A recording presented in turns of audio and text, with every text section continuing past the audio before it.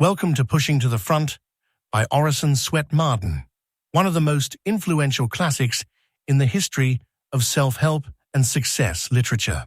In these chapters, Marden shares timeless wisdom on ambition, persistence, leadership, and achievement. His words inspire us to overcome hesitation, strengthen our will, and move boldly toward our highest potential. Whether you're seeking personal growth, practical success strategies, or simply daily motivation, this series will encourage and guide you on your journey forward. Chapter 6. Possibilities in Spare Moments. Dost thou love life? Then do not squander time, for that is the stuff life is made of. Franklin. Eternity itself cannot restore the loss struck from the minute. Ancient poet. Periunt et imputantur. The hours perish and are laid to our charge. Inscription on a dial at Oxford. I wasted time, and now doth time waste me. Shakespeare. Believe me when I tell you that thrift of time will repay you in after life with a usury of profit beyond your most sanguine dreams, and that waste of it will make you dwindle alike in intellectual and moral stature beyond your darkest reckoning. Gladstone. Lost, somewhere between sunrise and sunset, 2 golden hours, each set with 60 diamond minutes. No reward is offered, for they are gone forever. Horace Mann. What is the price of that book? At length asked a man who had been dawdling for an hour in the front store of Benjamin Franklin's newspaper establishment. $1, replied the clerk. $1, echoed the lounger. Can't you take less than that? $1 is the price, was the answer. The would-be purchaser looked over the books on sale a while longer, and then inquired, "Is Mr. Franklin in?" "Yes," said the clerk. "He is very busy in the press room." "Well, I want to see him," persisted the man. The proprietor was called, and the stranger asked, "What is the lowest, Mr. Franklin, that you can take for that book?" $1.25, was the prompt rejoinder. $1.25? Why, your clerk asked me only $1 just now." "True," said Franklin, "and I could have better afforded to take $1 than to leave my work." The man seemed surprised, but, wishing to end a parley of his own seeking, he demanded, "Well, come now, tell me your lowest price for this book." $1.50, replied Franklin. $1.50? Why, you offered it yourself for $1.25. "Yes," said Franklin coolly, "and I could better have taken that price then than $1.50 now." The man silently laid the money on the counter, took his book, and left the store, having received a salutary lesson from a master in the art of transmuting time, at will, into either wealth or wisdom. Time-wasters are everywhere. On the floor of the gold working room in the United States Mint at Philadelphia, there is a wooden lattice work which is taken up when the floor is swept, and the fine particles of gold dust, thousands of dollars yearly, are thus saved. So every successful man has a kind of network to catch the raspings and parings of existence, those leavings of days and wee bits of hours, which most people sweep into the waste of life. He who hoards and turns to account all odd minutes, half-hours, unexpected holidays, gaps between times, and chasms of waiting for unpunctual persons, achieves results which astonish those who have not mastered this most valuable secret. "All that I have accomplished, expect to, or hope to accomplish," said Elihu Burritt, "has been, and will be, by that plodding, patient, persevering process of accretion which builds the ant-heap, particle by particle, thought by thought, fact by fact. And if ever I was actuated by ambition, its highest and warmest aspiration reached no further than the hope to set before the young men of my country an example in employing those invaluable fragments of time called moments. I have been wondering how Ned contrived to monopolize all the talents of the family, said a brother found in a brown study after listening to one of Burke's speeches in Parliament. But then I remember, when we were at play, he was always at work. The days come to us like friends in disguise, bringing priceless gifts from an unseen hand. But if we do not use them, they are borne silently away, never to return. Each successive morning, new gifts are brought. But if we failed to accept those that were brought yesterday and the day before, we become less and less able to turn them to account, until the ability to appreciate and utilize them is exhausted. Wisely was it said that lost wealth may be regained by industry and economy, lost knowledge by study, lost health by temperance and medicine, but lost time is gone forever. "Oh, it's only 5 minutes or 10 minutes till mealtime. There's no time to do anything now," is one of the commonest expressions heard in the family. But what monuments have been built up by poor boys with no chance, out of broken fragments of time, which many of us throw away. The very hours you have wasted, if improved, might have ensured your success. Marion Harland has accomplished wonders, and she has been able to do this by economizing the minutes to shape her novels and newspaper articles, when her children were in bed and whenever she could get a spare minute. Though she has done much, yet all her life has been subject to interruptions, which would have discouraged most women from attempting anything outside their regular family duties. She has glorified the commonplace as few other women have done. Harriet Beecher Stowe, too, wrote her great masterpiece, Uncle Tom's Cabin, in the midst of pressing household cares. Beecher read Froude's England a little each day while he had to wait for dinner. Longfellow translated the Inferno by snatches of 10 minutes a day while waiting for his coffee to boil, persisting for years until the work was done. Hugh Miller, while working hard as a stonemason, found time to read scientific books and write the lessons learned from the blocks of stone he handled. Madame de Genlis, when companion of the future Queen of France, composed several of her charming volumes while waiting for the princess to whom she gave her daily lessons.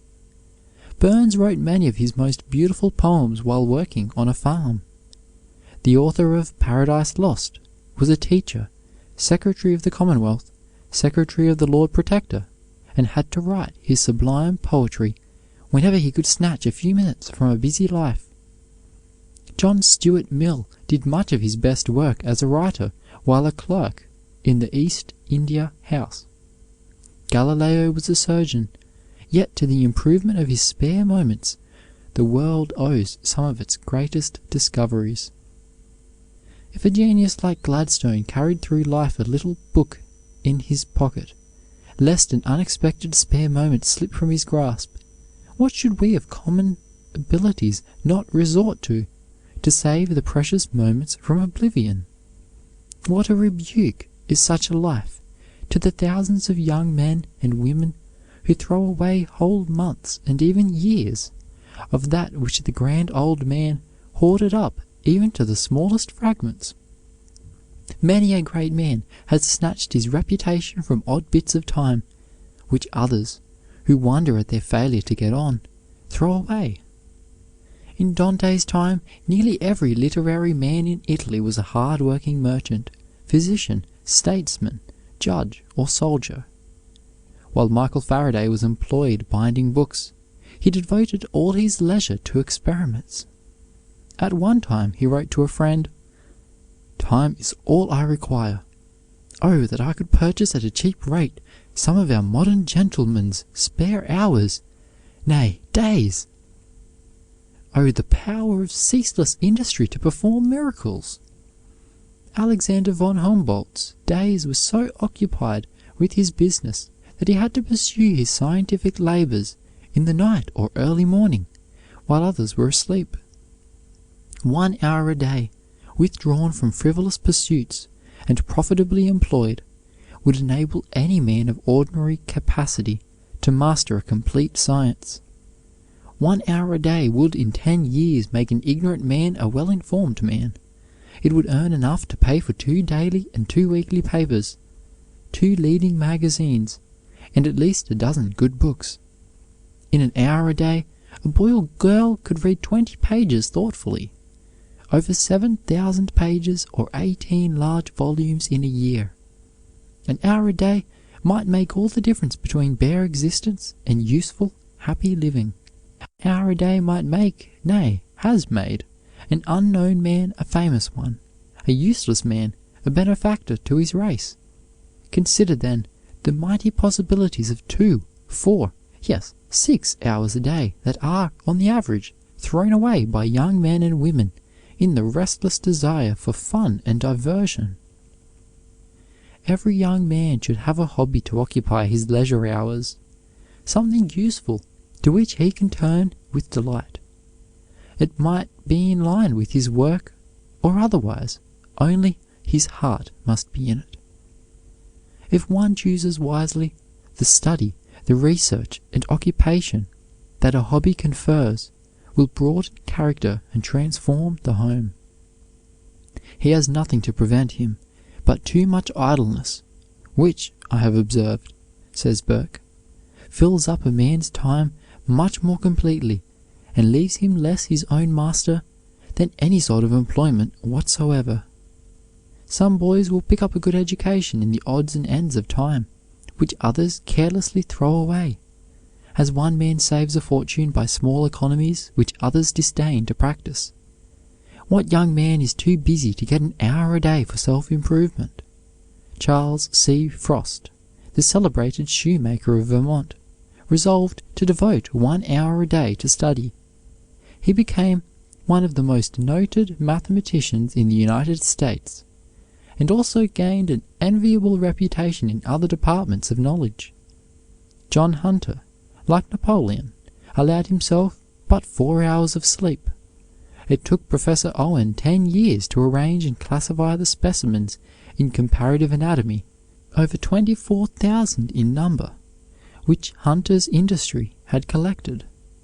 What a record for a boy who began his studies while working as a carpenter! John Q. Adams complained bitterly when robbed of his time by those who had no right to it. An Italian scholar put over his door the inscription, "Whoever tarries here must join in my labors." Carlyle, Tennyson, Browning, and Dickens signed a remonstrance against organ grinders who disturbed their work. Many of the greatest men of history earned their fame outside of their regular occupations in odd bits of time, which most people squander. Spencer made his reputation in his spare time while Secretary to the Lord Deputy of Ireland. Sir John Lubbock's fame rests on his prehistoric studies, prosecuted outside of his busy banking hours. Southey, seldom idle for a minute, wrote 100 volumes. Hawthorne's notebook shows that he never let a chance thought or circumstance escape him. Franklin was a tireless worker. He crowded his meals and sleep into as small compass as possible so that he might gain time for study. When a child, he became impatient of his father's long grace at table, and asked him if he could not say grace over a whole cask, once for all, and save time. He wrote some of his best productions on shipboard, such as his Improvement of Navigation and Smoky's Chimneys. What a lesson there is in Raphael's brief 37 years to those who plead "no time" as an excuse for wasted lives. Great men have ever been misers of moments. Cicero said, "What others give to public shows and entertainments, nay, even to mental and bodily rest, I give to the study of philosophy." Lord Bacon's fame springs from the work of his leisure hours while Chancellor of England. during an interview with a great monarch, Goethe suddenly excused himself, went into an adjoining room, and wrote down a thought for his Faust, lest it should be forgotten. So Humphrey Davy achieved eminence in spare moments in an attic of an apothecary's shop. Pope would often rise in the night to write out thoughts that would not come during the busy day. Grote wrote his matchless History of Greece during the hours of leisure snatched from his duties as a banker. George Stephenson seized the moments as though they were gold. He educated himself and did much of his best work during his spare moments. He learned arithmetic during the night shifts when he was an engineer. Mozart would not allow a moment to slip by unimproved. He would not stop his work long enough to sleep, and would sometimes write 2 whole nights and a day without remission. He wrote his famous Requiem on his deathbed. Caesar said, "Under my tent, in the fiercest struggle of war, I have always found time to think of many other things." He was once shipwrecked and had to swim ashore, but he carried with him the manuscript of his Commentaries, upon which he was at work when the ship went down. Dr. Mason Good translated Lucretius while riding to visit his patients in London. Dr. Darwin composed most of his works by writing his thoughts on scraps of paper wherever he happened to be. Watt learned chemistry and mathematics while working at his trade of a mathematical instrument maker. Henry Kirke White learned Greek while walking to and from the lawyer's office where he was studying. Dr. Burney learned Italian and French on horseback. Matthew Hale wrote his contemplations while traveling on his circuit as judge. The present time is the raw material out of which we make whatever we will. Do not brood over the past or dream of the future, but seize the instant and get your lesson from the hour. The man is yet unborn who rightly measures and fully realizes the value of an hour. As Fenelon says, God never gives but one moment at a time, and does not give a second until he withdraws the first. Lord Brougham could not bear to lose a moment, yet he was so systematic that he always seemed to have more leisure than many who did not accomplish a tithe of what he did. He achieved distinctions in politics, law, science, and literature. Dr. Johnson wrote Rasselas in the evenings of a single week in order to meet the expenses of his mother's funeral. Lincoln studied law during his spare hours while surveying, and learned the common branches unaided while tending store. Mrs. Somerville learned botany and astronomy and wrote books while her neighbors were gossiping and idling. At 80, she published Molecular and Microscopical Science. The worst of a lost hour is not so much in the wasted time as in the wasted power. Idleness rusts the nerves and makes the muscles creak. Work has system, laziness has none. President Quincy never went to bed until he had laid his plans for the next day. Dalton's industry was the passion of his life. He made and recorded over 200,000 meteorological observations. In factories for making cloth, a single broken thread ruins a whole web. It is traced back to the girl who made the blunder, and the loss is deducted from her wages. But who shall pay for the broken threads in life's great web? We cannot throw back and forth an empty shuttle. Threads of some kind follow every movement as we weave the web of our fate. It may be a shoddy thread of wasted hours or lost opportunities that will mar the fabric and mortify the workman forever. Or it may be a golden thread which will add to its beauty and luster. We cannot stop the shuttle or pull out the unfortunate thread which stretches across the fabric, a perpetual witness of our folly. No one is anxious about a young man while he is busy in useful work. But where does he eat his lunch at noon? Where does he go when he leaves his boarding house at night? What does he do after supper? Where does he spend his Sundays and holidays? The way he uses his spare moments reveals his character. The great majority of youths who go to the bad are ruined after supper. Most of those who climb upward to honor and fame devote their evenings to study or work or the society of those who can help and improve them. Each evening is a crisis in the career of a young man. There is a deep significance in the lines of Whittier. This day we fashion destiny, our web of fate we spin. This day for all hereafter choose we holiness or sin. Time is money. We should not be stingy or mean with it, but we should not throw away an hour any more than we would throw away a dollar bill.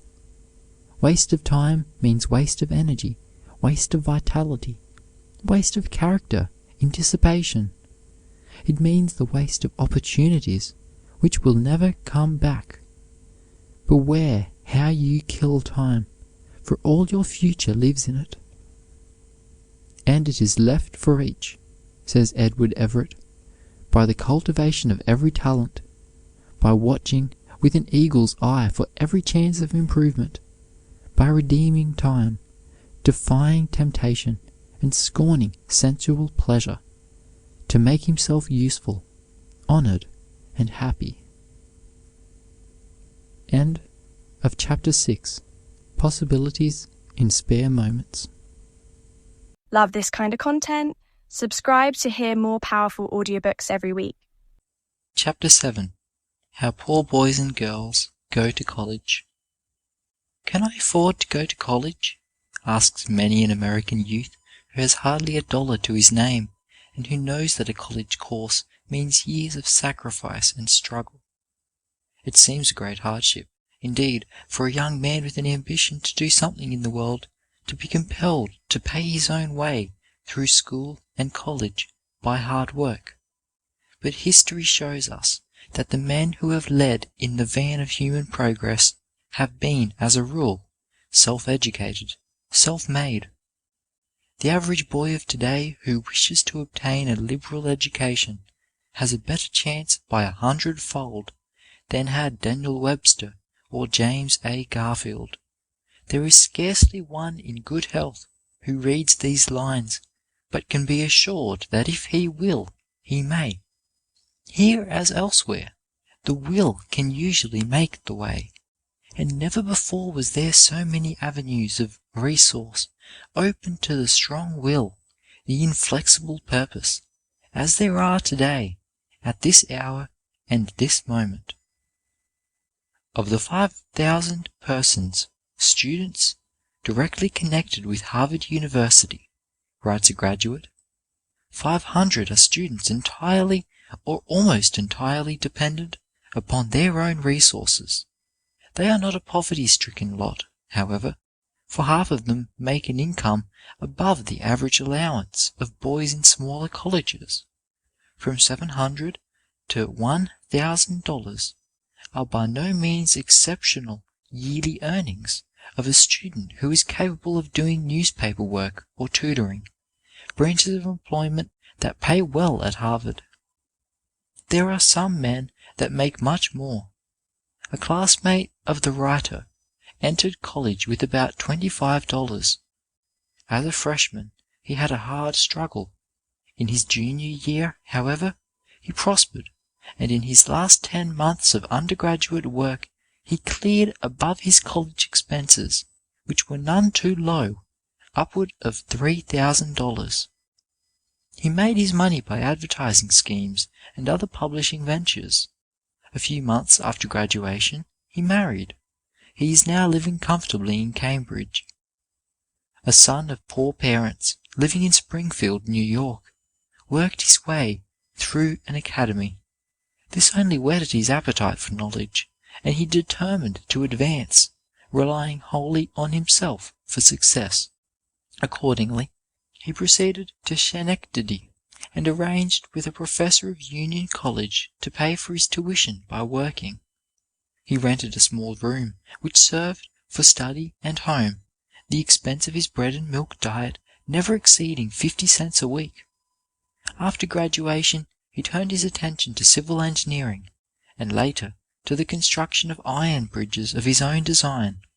He procured many valuable patents and amassed a fortune.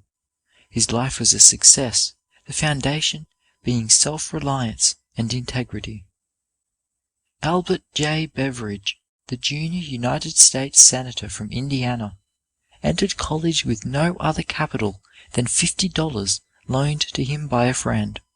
He served as steward of a college club, and added to his original fund of $50 by taking the freshman essay prize of $25.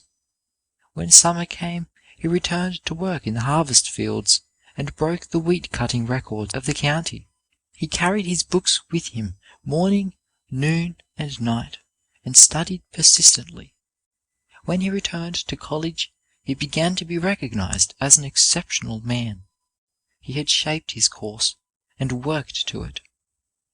The president of his class at Columbia University recently earned the money to pay for his course by selling agricultural implements.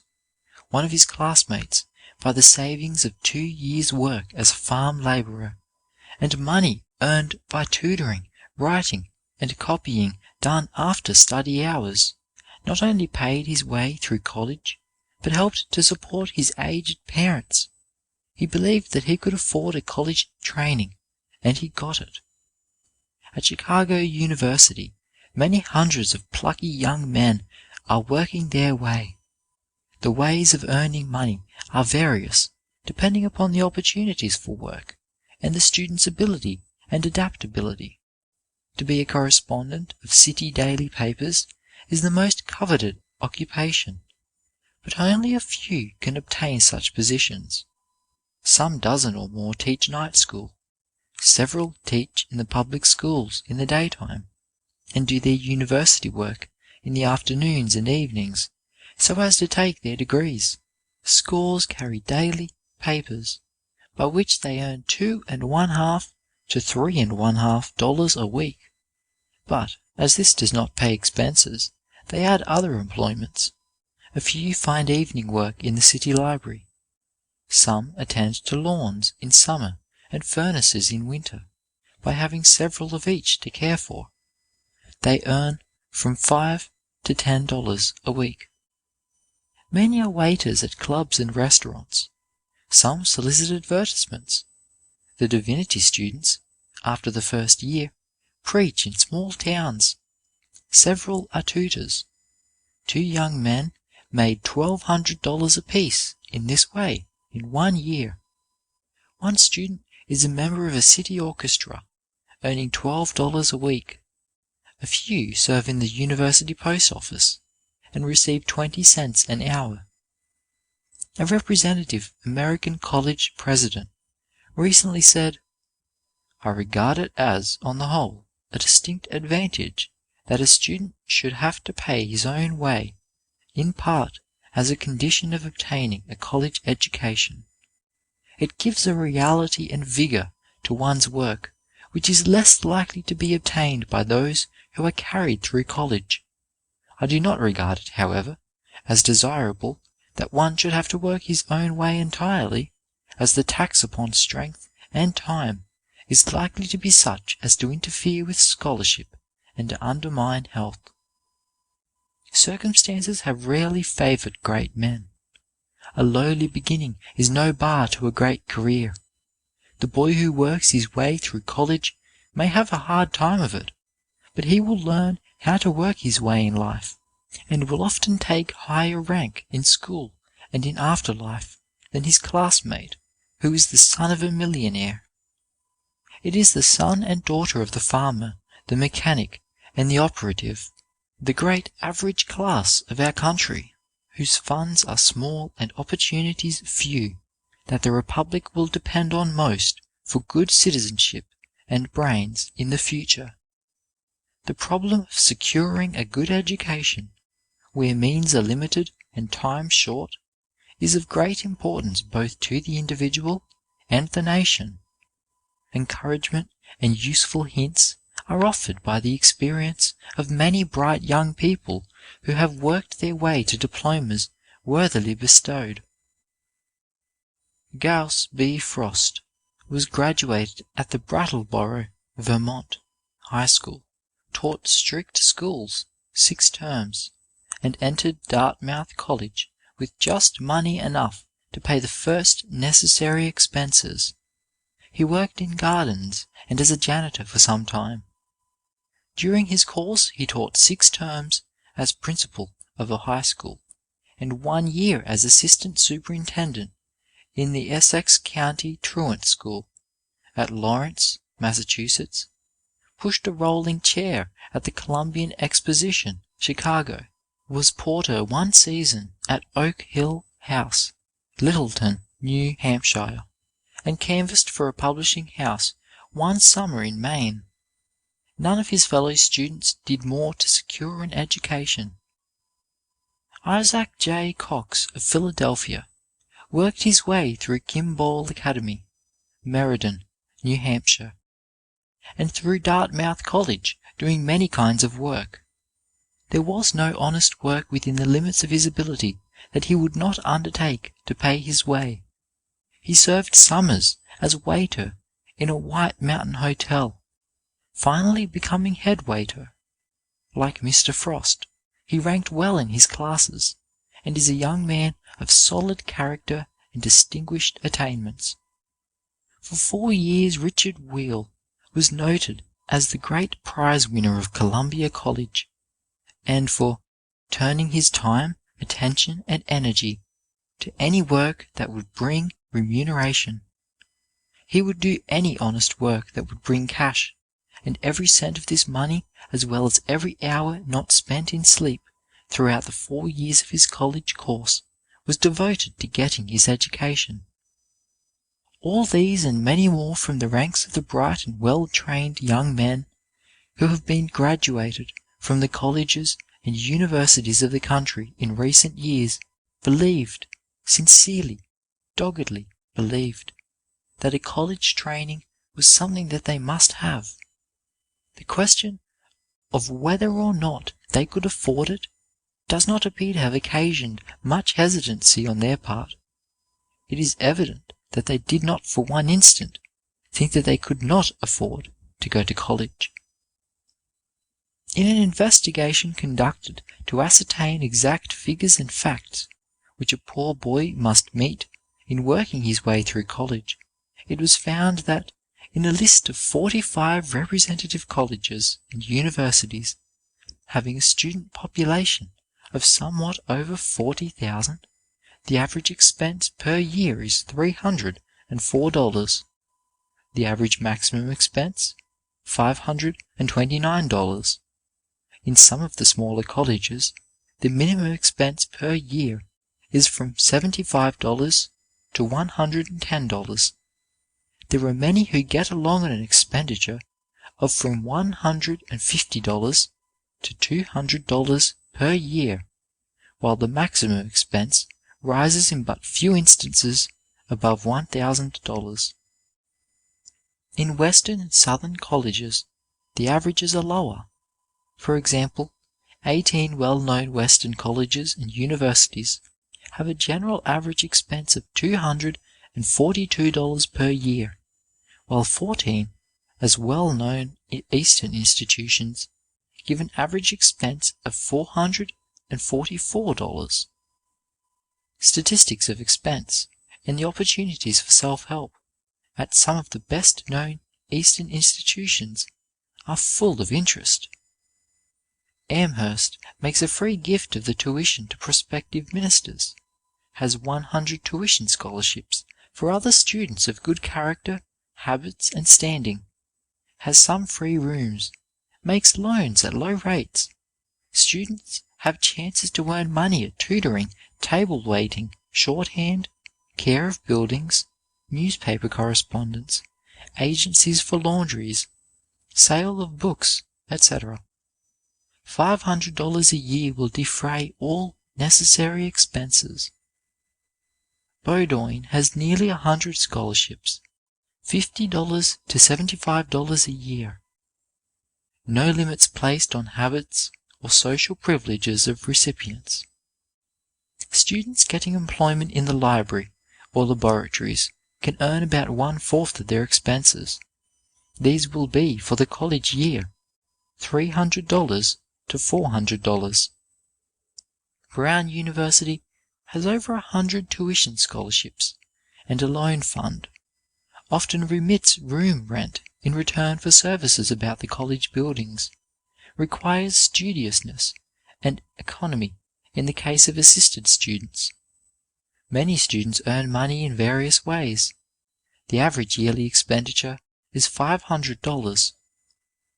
The cost at Columbia University averages $547, the lowest being $387.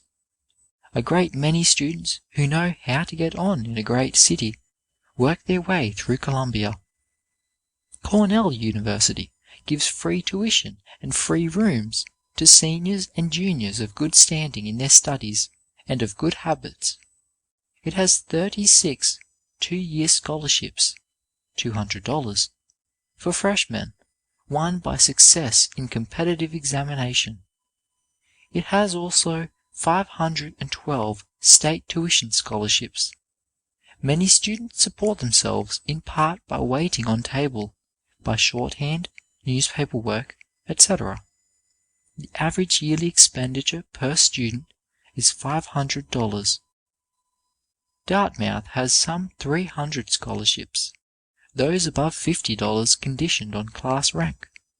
Some rooms at nominal rent, requirements, economy, and total abstinence.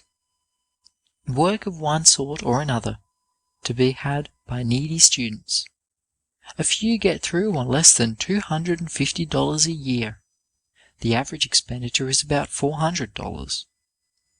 Harvard has about 275 scholarships, $60 to $400 apiece. Large beneficiary and loan funds, distributed or loaned in sums of $40 to $250 to needy and promising undergraduates. Freshmen, usually, barred. A faculty employment committee.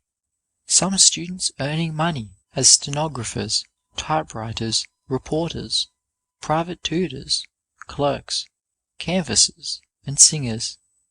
Yearly expenditure, exclusive of clothes, washing, books and stationery, laboratory charges, membership in societies, subscription and service, $358 to $1,035. The University of Pennsylvania in a recent year gave 315 students $43,242 in free scholarships and fellowships. No requirements except good standing. No money loaned, no free rooms. Many students support themselves in part, and a few wholly. The average expenditure per year, exclusive of clothes, railway fares, etc., is $450. Wesleyan University remits tuition wholly or in part to 2/3 of its undergraduates. Loan funds are available. Beneficiaries must be frugal in habits, total abstainers, and maintain good standing and conduct. Many students are self-supporting, 35% of the whole undergraduate body earning money. The yearly expenditure is $325. Yale is pretty well off now for fellowships and prizes, remits all but $40 of term bills, in case of worthy students, regular in attendance and studious. Many such students earning money for themselves, average yearly expenditure about $600. There is a splendid chance for girls at some of the soundest and best-known girls' colleges in the United States. The number of girls in the University of Michigan who are paying their own way is large. Most of them, says Dr. Eliza M. Mosher, Woman's Dean of the college, have earned the money by teaching. It is not unusual for students to come here for 2 years and go away for a time in order to earn money to complete the course. Some of our most worthy graduates have done this. Some lighten their expenses by waiting on tables in boarding houses, thus paying for their board. Others get room and board in the homes of professors by giving daily 3 hours of service about the house. A few take care of children 2 or 3 hours a day in the families of the faculty. One young woman, who is especially brave and in good earnest, worked as a chambermaid on a lake steamer last year, and hurried away this year to do the same. It is her aim to earn $100. With this sum, and a chance to pay for room and board by giving service, she will pay the coming year's expenses. Because it is especially difficult to obtain good servants in this inland town, there are a few people who are glad to give the college girls such employment. It is my opinion, said Miss Mary E. Woolley, president of Mount Holyoke College, that if a girl with average intelligence and energy wishes a college education, she can obtain it. As far as I know, the girls who have earned money to pay their way through college, at least in part, have accomplished it by tutoring, typewriting, or stenography.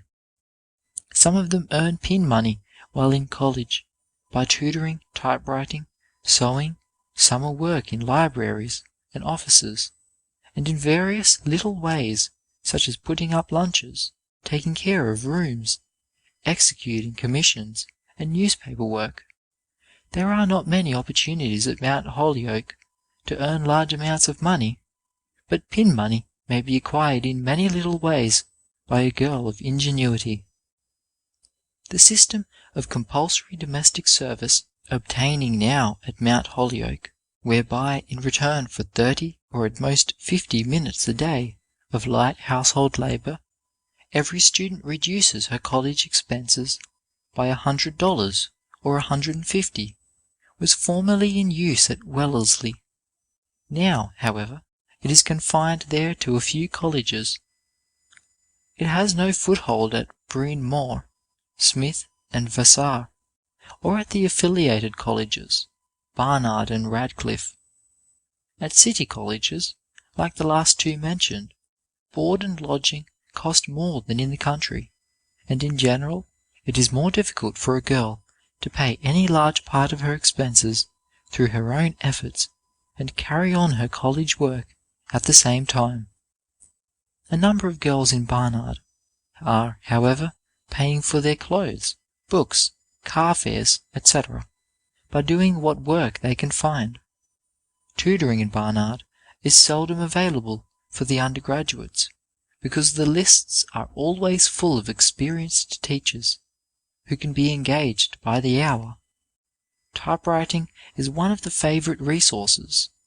One student has done particularly well as agent for a firm that makes college caps and gowns. Another girl, a Russian Jewess, from the Lower East Side, New York, runs a little sweatshop where she keeps a number of women busy making women's wrappers and children's dresses. She has paid all the expenses of her education in this way. Do any of your students work their way through? Was asked of a Bryn Mawr authority. Some, to a certain extent, was the reply, but not many. The lowest entire expenses of a year are between $400 and $550. This amount includes positively everything. 2 girls may pay part of their expenses by taking charge of the library and by selling stationery, another by distributing the mail, and others by tutoring. Those who tutor receive $1, $1.50, and sometimes a very good one receives $2.50 a lesson. But to earn all of one's way in a college year, and at the same time to keep up in all the studies, is almost impossible, and is not often done. Yet several are able to pay half their way. A similar question put to a Vassar student brought the following response: "Why, yes, I know a girl who has a sign on the door of her room, 'Dresses pressed,' and she earns a good deal of money, too. Of course, there are many wealthy girls here who are always having something like that done, and who are willing to pay well for it, and so this girl makes a large sum of money, evenings and Saturdays. There are other girls who are agents for two of the great manufacturers of chocolate creams. The girl that plays the piano for the exercises in the gymnasium is paid for that, and some of the girls paint and make fancy articles, which they sell here or send to the stores in New York to be sold. Some of them write for the newspapers and magazines too, and still others have pupils in music, etc. In Poughkeepsie. Yes, there are many great girls who manage to pay most of their expenses. Typewriting, tutoring, assistance rendered in library or laboratory or office furnish help to many a girl who wishes to help herself, in nearly every college. Beside these standard employments, teaching in evening schools occasionally offers a good opportunity for steady eking out of means. In many colleges there is opportunity for a girl with taste and cunning fingers to act as a dressmaker, repairer, and general refurnisher to students, with generous allowances. Orders for gymnasium suits and swimming suits mean good profits.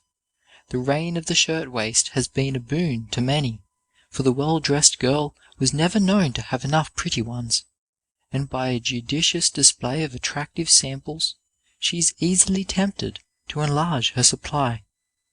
Then, too, any girl who is at all deft in the art of sewing can make a shirtwaist without a professional knowledge of cutting and fitting. No boy or girl in America today who has good health, good morals, and good grit need despair of getting a college education unless there are extremely unusual reasons against the undertaking. West of the Alleghenies, a college education is accessible to all classes. In most of the state universities, tuition is free. In Kansas, for example, board and a room can be had for $12 a month.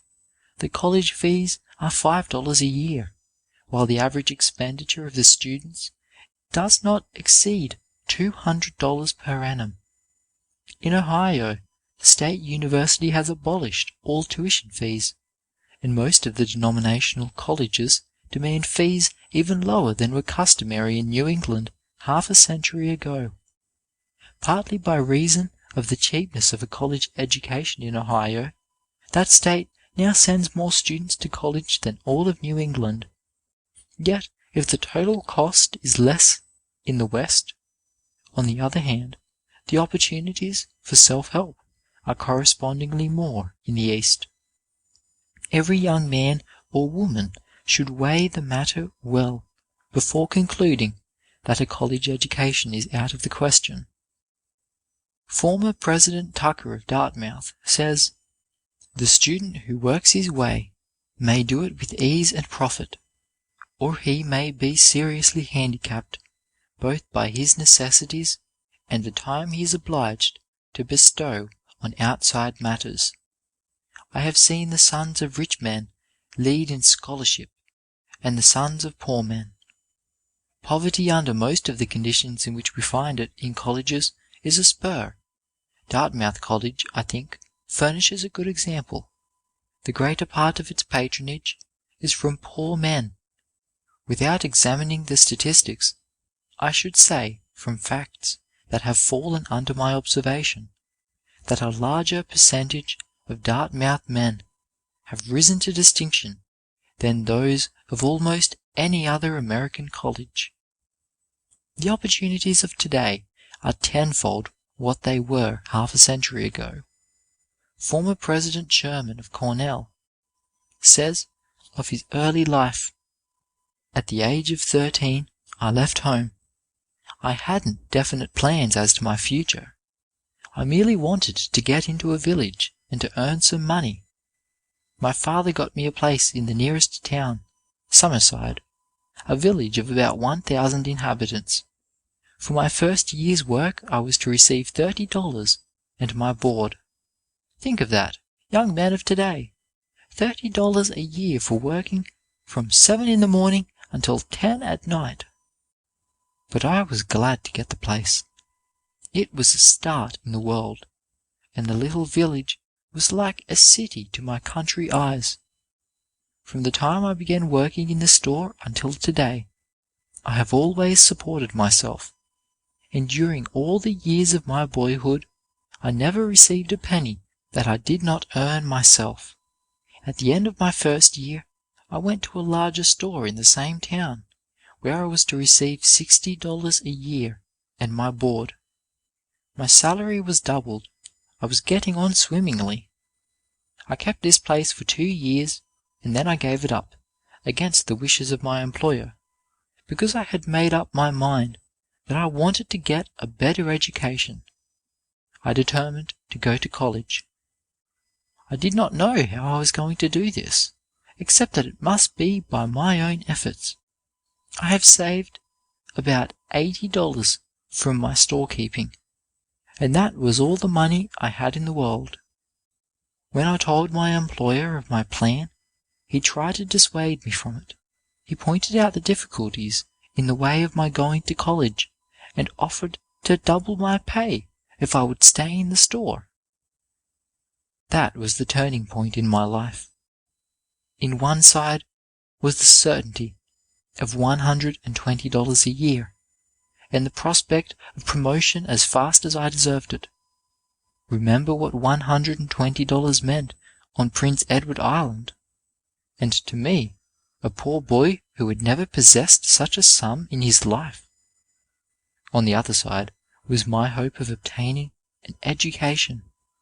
I knew that it involved hard work and self-denial, and there was the possibility of failure in the end.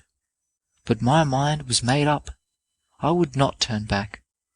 I need not say that I do not regret that early decision, although I think that I should have made a successful storekeeper. With my capital of $80, I began to attend the village high school. To get my preparation for college, I had only 1 year to do it in. My money would not last longer than that. I recited in Latin, Greek, and algebra, all on the same day, and for the next 40 weeks I studied harder than I ever had before or have since. At the end of the year I entered the competitive examination for a scholarship in Prince of Wales College at Charlottetown on the island. I had small hope of winning it. My preparation had been so hasty and incomplete. But when the result was announced, I found that I had not only won the scholarship from my county, but stood first of all the competitors on the island. The scholarship I had won amounted to only $60 a year. It seems little enough, but I can say now, after nearly 30 years, that the winning of it was the greatest success I ever have had. I have had other rewards, which to most persons would seem immeasurably greater, but with this difference, that first success was essential. Without it, I could not have gone on. The others I could have done without, if it had been necessary. For 2 years young Sherman attended Prince of Wales College. He lived on his scholarship and what he could earn by keeping books for one of the town storekeepers, spending less than $100 during the entire college year. Afterward, he taught a country school for a year, and then went to Acadia College in Nova Scotia to complete his course.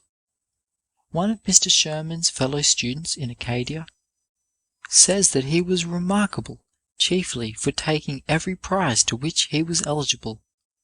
In his senior year, he learned of a scholarship in the University of London offered for competition by the students of Canadian colleges. The scholarship paid $500 a year for 3 years. The young student in Acadia was ambitious to continue his studies in England, and saw in this offer his opportunity. He tried the examination and won the prize, in competition with the brightest students in the larger Canadian colleges. During the 3 years in the University of London, Mr. Sherman became deeply interested in the study of philosophy, and decided that he had found in it his life work. He was eager to go to Germany to study under the great leaders of philosophical thought. A way was opened for him through the offer of the Hubbard Society in London of a travelling fellowship with $2,000 a year. The honour men of the great English universities like Oxford and Cambridge were among the competitors, but the poor country boy from Prince Edward Island was again successful, greatly to the surprise of the others. At the end of his course in Germany, Mr. Sherman, then a doctor of philosophy, returned to Acadia College to become a teacher there. Soon afterward, he was called to Dalhousie University at Halifax, Nova Scotia. In 1886, when a chair of philosophy was established at Cornell, President White, who had once met the brilliant young Canadian, called him to that position. 2 years later, Dr. Sherman became Dean of the Sage School of Philosophy at Cornell, and in 1892, when the president's chair became vacant, he was placed at the head of the great university. At that time, he was only 38 years of age.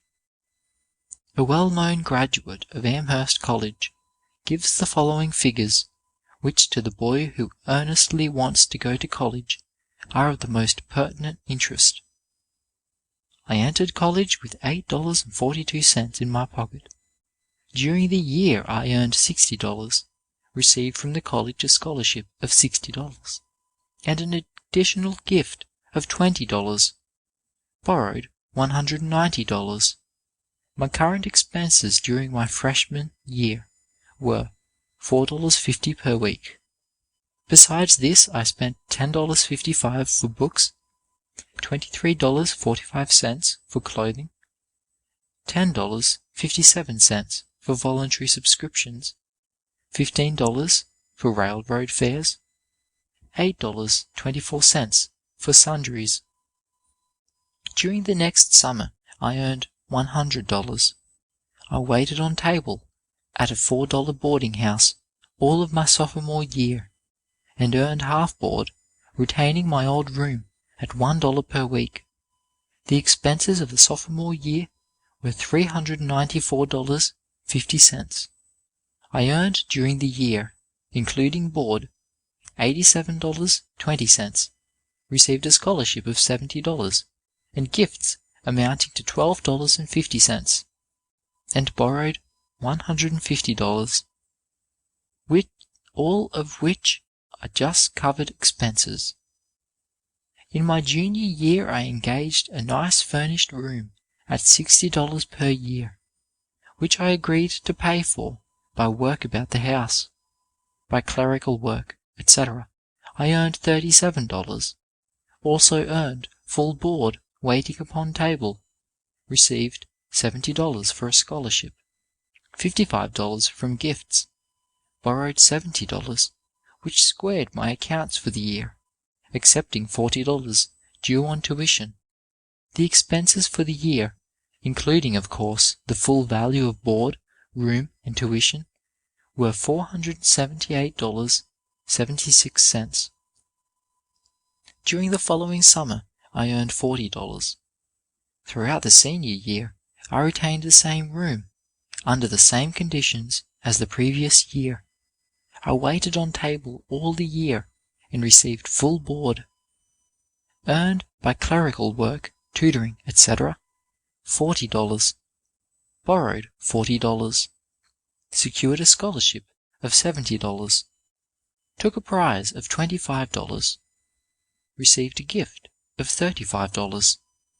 The expenses of the senior year, $496.64, were necessarily heavier than these of previous years.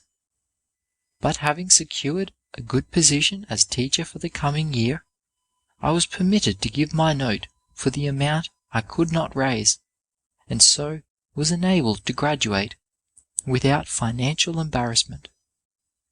The total expense for the course was about $1,708, of which, counting scholarships as earnings, I earned $1,157.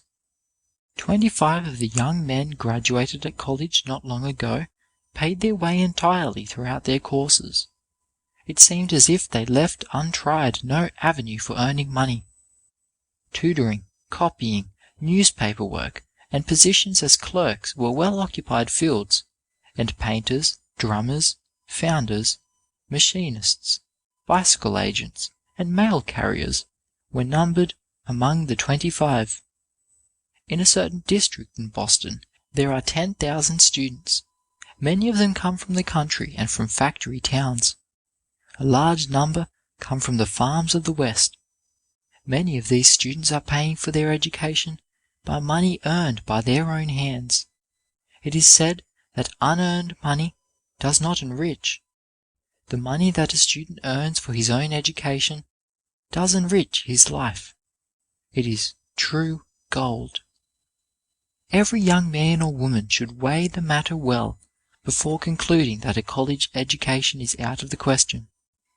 If Henry Wilson, working early and late on a farm with scarcely any opportunities to go to school, bound out until he was 21 for only a yoke of oxen and 6 sheep, could manage to read 1,000 good books before his time had expired. If the slave Frederick Douglass, on a plantation where it was almost a crime to teach a slave to read, could manage from scraps of paper, posters on barns, and old almanacs, to learn the alphabet and lift himself to eminence, if the poor deaf boy Quito, who made shoes in an almshouse, could become the greatest biblical scholar of his age, where is the boy or girl today, under the American flag, who cannot get a fair education and escape the many disadvantages of ignorance? If a man empties his purse into his head, says Franklin, no man can take it away from him. An investment in knowledge always pays the best interest. End of Chapter 7. How Poor Boys and Girls Go to College.